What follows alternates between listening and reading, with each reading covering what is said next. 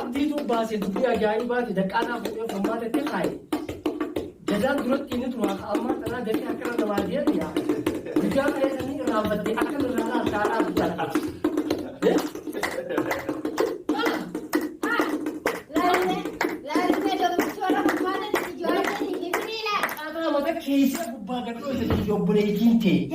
Qeerreensa eegee qaban gadiin dhiisanii jiran.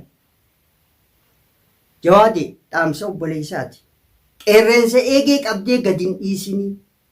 Mister Zakko bishaan irraa isa kummallee irra deebi'ee galaana hamaa isin irraa bagara bisi baasee bakkuma jirruu buna kana nagayaaf dhaabbannee qamisaas uffata irraa ajiidhaan firraa qaba mataan gubbaanis ajiidha akkuma laaltee gartuutti wanti adiin nagaya siin harkaa qabu adiidha wanni keessa jirallee bunninis adiidha aaneen addaatee jira akkanuma keessaa fi gubbaa rabbiin waa addeessu sirritti keessa keexaarami. Buna ilaan qaarraatu na nafeerin guyyaa jimmataatiin koottoo buna dhugi zakkoo keenya dumaashii kiyya kanaa miti. Assalamu alaikum warahmatullahi wabarakatuh. Kam jirtan jaalatamtoota hordoftoota maammee warri taatan akkasumatti gartee ilmaan Oromoodha kan maatiin hin ta'inis kan maatiin hin taatanis qaqqaaliiwwan ilmaan ayyaa salaamanni keenya kan jaalalaa kan kabajaalaa lafa jirtanitti isin hagee isin jechaadha. Arras deebinee jirra Mr. Maammee jechuudha. Arras deebee jira. Akkuma gartee asii dura waadaa isinii galetti waadaa keessan jarreen gartee maafiyaa ilmaan Oromoo irratti roorroo oofan kana inshaallah ni buqqaafna gargaarsa rabbiitiin du'aa'ii teessaniin irra aannaa hayni silaa'uu ni qallata malee cituu jaanii akkuma waadaa isinii galetti abdiis to'annaa jala oolchinee jira jechuudha. Hanga ammaatti hanga guyyaa har'aatti torbee takkaaf waa goda qabrii dhaqu waa qabrii geessanu waa dukkana gartee dhaltuu geessanu waa mana qaallittii geessanii fi waa goontaanaamoo geessaniifu bakka dhaqu san dhaqee jira. Har'a gartee viidiyoo irratti ol baasanii furmaatee fi jawaadeen akkasuma firiin jaalalaa jechuudha. Jarri immoo jara lallaaffatee tos bee hedduu takka lallaaffatanii jechuudha. Akka duraan gartee qilleensa irra taa'anii bookkisanii ana jechaa turan sanii miti harka kannanii jiranii.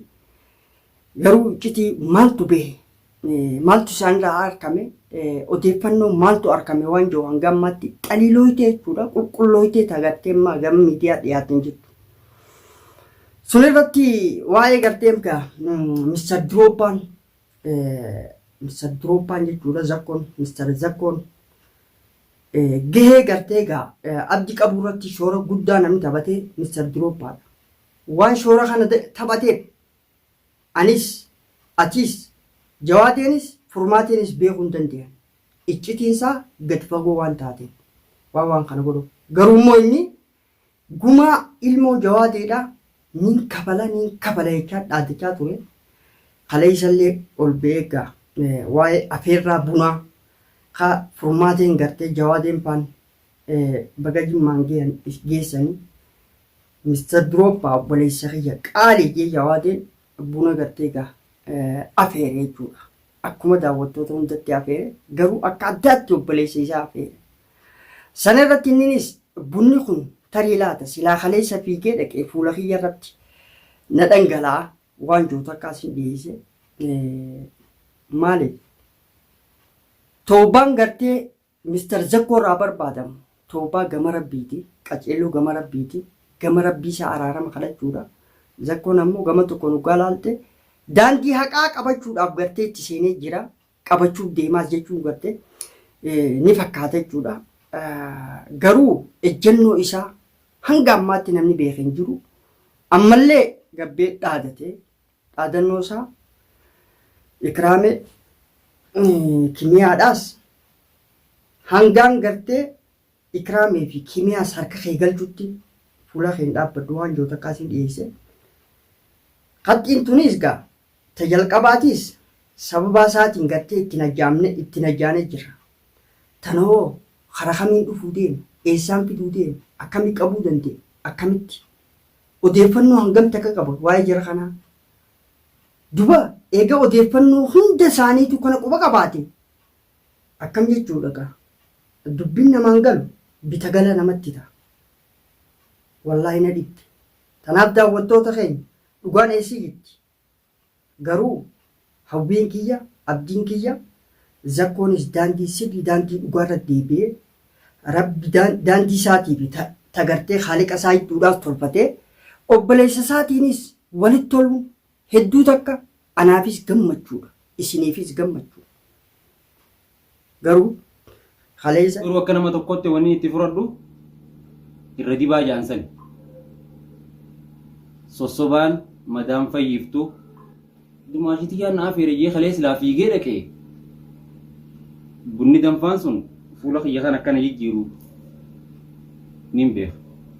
dhiifama Oromoo hunda gaafate obboleessa illee dhiifama gaafate garuu fuula isaa dhaabbachuudhaaf shakkiidhaaf irraa qaba.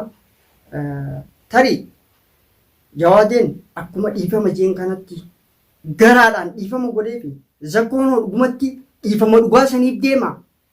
Maal harkate zakkoon? Maaliif qaceele? Maal dhabee qabsoo tanas seene? Maal harkatee ta'e gama rabbii deebi? Rabbiin gartee isallee daandii sirriitti haa deebisu. Akkuma ilmoo gallakkisee ilmoo fi haadha gallakkiseefitti silaa isaas gallakkisee fayyattiin beeka. Fayyaan kiyya kanaaf dhufu gaafaan bilqiisaa fi kimiyaa itti kannee qabsiise qofa. Ammoo wanni ajaa'iba natti tanarraa ni beeytanii ikraamee fi kimiyaa siifiin kannaa jala lamaan gadhiisii abdii fi wanni caakaan ka wajji qabame kana maqaa isaa na jalaa kute Fardisa moo maal jedhanii gadhiisi jeen abdii fi kimiyaa fi ikraamee siifiin kannaa amma abdiis siifiin kannaa akkuma jeetti gaa haxxii darbee kanne arra jala lamaan gadhiisii kimiyaa fi gartee wanniidhaan sii kannaa ikraameedhaan sii kannaa tanarratti deebisaan jawaateetu arra viidiyoo waraaban keessatti jara lamaan kottu fudhadhu jara lamaan nuuf fidiidha. Hayyee fakkeenyaaf isiyyooniif gartee kubbaa ka walii darbitan taate dhugaa gartee gumaa ilmoodhaa ka barbaadu yaatan yoo kataatu taate gumaan ilmoodhaa kun akkamitti baafama akkamitti gartee baafachuu yaatanii fadhiin keessan maali moo xiiqii kalee isaa san hundaa'uu gartee moo rabbu maalcha gartee irra dabartanii araarama gootanii gadhiisuuf immoo jara gartee gadhiifneettan abdii irraa maal harkattanii gadhiisuu yaatan ikraamee fi kimiyaa maal irraa barbaaddan abdii irraan harkatin silaa qaxxiin iccitiin guddaan abdii bira waan jiru odoo zakkoo irraa gartee waa eeggachuu qofa odoo hin taane abdii irraa ni harkattan jeetii jaati. Tuniif jawaade guddaa takka galatoome dheengaddaas ijoollee abdii gadhiisii jee gadhiifte galatoome. Oromoolleen akkasumas hin jette Oromoos kabajjee obboleessa keettis nama juutu kabajjee kabajaas siin mala kabajamni siin jaa. Arrammoo jara lamaan gadhiisii jara lamaan sii fidaa jee. Hayyee duuba wanni kun guma barbaada yaanamoo dhuga barbaada yaanamoo kannii fi fudhachuudha. Kanaas daawwattootaa fi hordoftoota keenya deebisaa kana isiniif hin dhiise. Suniif dubbiin akkana jechuudha. An ammoo akka nam tokkootti qeerreensa eegee qaban gadiin dhiisanii jiran. Jawaade dhaamsa obboleessaati. Qeerreensa eegee qabdee gadiin dhiisinii. Abdii amma akka irra jirutti yoon jiraadhee gartee as keessaa gabbee. Sigalte wal garraadha. Taadii godhaa jira jechuudha hanga ammaatti jechuudha. Anaannata hanga guyyaa har'aatti jechuudha miidiyaa irra gabbaaftan. Namni har'a bakka gartee harka keessin jiru akkas jiru boru maal godhuu deema. Garuu yoo gartee abdii gadhiiftanii rakkoon biraa ka dhuftu taate sigalte namtichi kun harka keessanii beeka rakkoon biraa dhuftu taate hoggaas isintu karaa baneef jaama. Suniif iccitiin guddaan abdii bira waan jirtuuf abdii keessa waa harkattan malee wanni gartee hanga ammaa sooshaal miidiyaa irratti haasoftan tan haasoominta irraa harkatta yoo jiraattes sun gaa isinii fi rabbii keessanii wal beeka. Ammoo iccitii zakkoo biratti barbaaddan abdiirraa harkachuu hin dandeessan. Gurbaa kana qabaa jabeessaa qeerreensa qabanii gadi hin dhiisan. Tanaaf qabaa jabeessaadha waan baasu san haa baasu faasaa. Akkasiin isiniin jaa gumaa kanaa akkamitti barbaadu yaatanii sun gaafadhiin keessan akkami sun isintu beeka. Kanaaf gumaan keessanis isin harka jira. Maafiyaa tana hundeedhaan buqqisuunis gartee arra carraa harkattanii jettan silkiin xiqqoon isin harka seentee jirti. Silkii xiqqoo jawaade silkii xiqqoo si harka seenti. Shabakaa jala deemiiti hundee isaanii baasi malee gadi hin dhiisin. Yooniif shabakaa kana jala deemtee akkasii baasuu baatte rakkoo biraatti uumama jechuudha. Akkuma Oromoon jettu qeerreensa qabdee qeerreensa eegee qaban gadi dhiisan akkuma jettu. Atis qabdee gadi hin dhiisin jabeeffatu.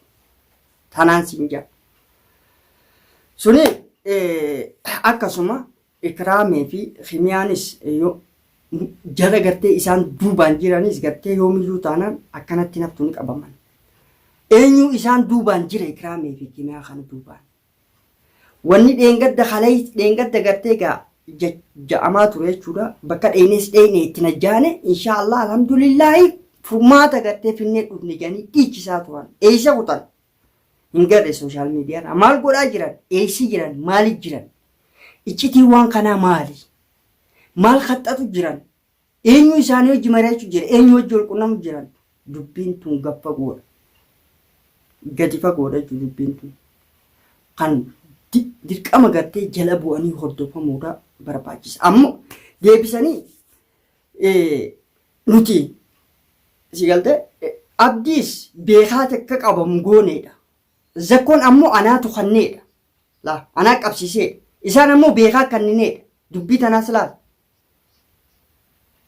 Eega gartee beekaa kannan maal barbaada beekaa kannan? Maaliin baasuufi?